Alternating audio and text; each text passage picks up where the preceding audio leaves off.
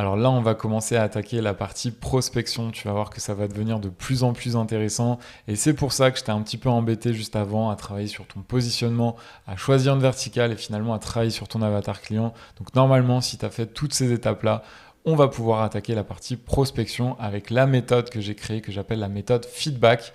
Tu verras que si tu souhaites nous rejoindre sur l'accélérateur, j'en parle tout le temps. Les élèves adorent cette approche parce qu'en fait, c'est une approche qui est éthique, qui finalement correspond à des profils plutôt créatifs comme le tien. C'est-à-dire que si tu es dans la vidéo, la plupart du temps, tu ne veux pas te comporter comme un commercial agressif.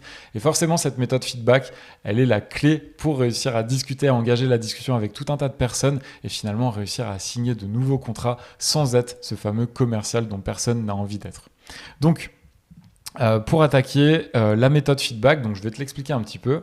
La première des étapes, c'est que maintenant que tu as défini ton persona, que tu sais dans quelle verticale tu veux aller, il va falloir que tu contactes et que tu qualifies la cible. C'est-à-dire que tu vas contacter tout un tas de personnes en les qualifiant, en leur demandant si c'est bien les personnes correspondant au poste que tu veux contacter pour justement commencer à discuter, à échanger avec elles. Donc ça, c'est la première étape. Tu contactes un maximum de personnes et tu leur poses des questions pour leur demander si c'est bien elles qui s'occupent de telle ou telle partie au sein de l'entreprise. Ça, c'est la première étape pour avoir un premier point de touche. Ensuite, ce que tu vas faire, c'est que tu vas leur demander du feedback. L'idée, en fait, tu vas comprendre, c'est que tu vas leur dire, voilà, je suis en train de développer un nouveau service et en fait, justement, je cherche un petit peu du feedback pour réussir à l'améliorer et pour le coup, ça m'intéresserait qu'on en discute 5-10 minutes. Clairement, ça va être une étape qui est hyper importante parce que tu vas comprendre que si tu commences à vouloir commercialiser tes services un peu trop rapidement, là, effectivement, les personnes vont justement se fermer, s'offusquer, se dire encore un commercial, encore quelqu'un qui cherche à me vendre quelque chose. En revanche, si tu les impliques en les valorisant, en leur disant voilà, je suis en train de développer un nouveau service, c'est forcément pour ces raisons-là naturellement que je me suis tourné vers vous et donc je cherche du feedback pour l'améliorer. Là, ça va t'ouvrir des portes. Là, les personnes vont réagir de la meilleure manière qui soit parce qu'elles ne vont pas sentir la menace commerciale en fait. Et donc, cette approche de feedback va t'ouvrir des portes où justement tu vas réussir à décrocher des appels téléphoniques. Ces premiers appels téléphoniques, ils vont durer à peu près 10-15 minutes. L'objectif, c'est pas de prendre trop de temps au prospect parce que tu es encore dans une démarche à froid, c'est-à-dire que la personne ne te connaît pas, elle est un petit peu fermée quand même, il faut la rassurer, lui amener de la confiance et donc forcément, tu as peu de temps pour essayer de la séduire, pour essayer de la persuader. D'ailleurs, on verra ça dans les prochaines vidéos, la différence entre essayer de convaincre quelqu'un ou essayer de persuader. Là, l'objectif pour essayer de persuader la personne, il va falloir discuter avec elle pendant 10-15 minutes.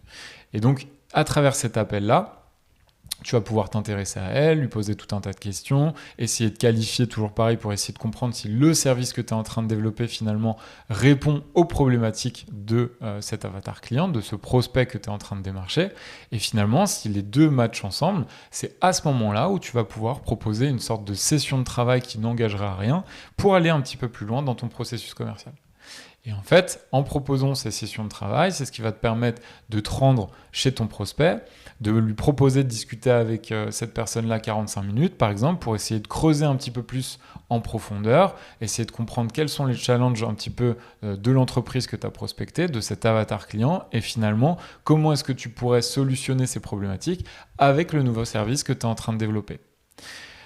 Je ne sais pas si tu comprends bien cette logique-là, mais elle est ultra puissante parce que justement, elle te permet de t'ouvrir un maximum de portes. C'est-à-dire que tu ne te comportes pas comme ce commercial agressif. Finalement, ça te permet de discuter, de ne pas être trop engageant, de ne pas être trop pushy, de finalement impliquer la personne dans une demande de feedback parce qu'elle va t'aider à co-construire ton produit. Et les gens adorent parler d'eux, les gens adoreront te donner des conseils.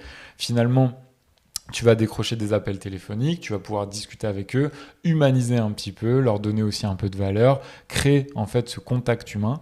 Et à ce moment-là, tu pourras leur proposer d'aller plus loin sur des sessions de travail qui n'engagent à rien, qui seront ni plus ni moins des découvertes qui te permettront en fait finalement d'avancer progressivement dans ton processus commercial et de pouvoir faire des propositions d'offres irrésistibles et de réussir à développer ton activité, faire plus de croissance, signer des contrats, etc., etc.